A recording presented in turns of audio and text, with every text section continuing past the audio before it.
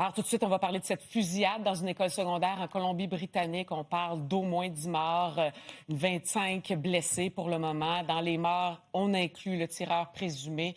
Alors, on en parle tout de suite avec Marie-Lise. Marie-Lise, effectivement, c'est une onde de choc. Une onde de choc partout au pays, mais même, je vous dirais, à l'international, parce qu'on voit depuis hier des réactions qui viennent de partout. Que savons-nous à l'heure actuelle? Véronique, 25 blessés, oui, 10 morts, 9 qui ont été tués et une personne, la suspecte, qui aurait mis fin à ses jours. C'est ce que confirme la Gendarmerie royale qui mène l'enquête. Maintenant, quant au motif, qu'est-ce qui a pu se passer pour mener à une telle tragédie dans une petite localité rurale bien paisible, Tumbler Ridge? Ça reste encore à être déterminé. Tumbler Ridge, c'est à peu près à 13-14 heures de Vancouver. C'est une communauté de 2400 résidents, donc petite région. En après-midi, vers 13h20, heure locale, donc 16h20 ici, dans cette école secondaire, il y a des coups de feu qui retentissent. La police qui est déployée rapidement sur place. Il y a confinement, évacuation.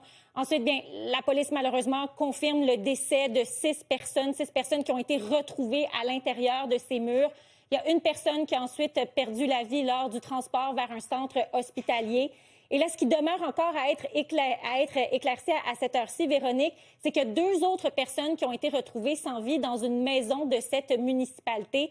La police dit qu'il y a un lien, qu'il y a possiblement un lien à faire entre les 2 événements. Par contre, il est trop tôt pour s'avancer sur la nature de ce lien.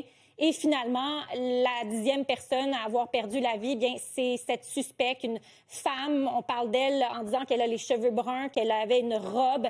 Elle se serait auto-infligée des blessures et elle a été retrouvée à l'intérieur de l'école.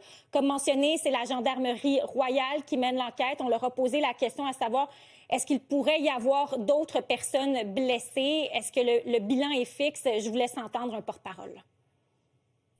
Yeah, we're still triaging other victims, and I don't have updates on whether that number could rise.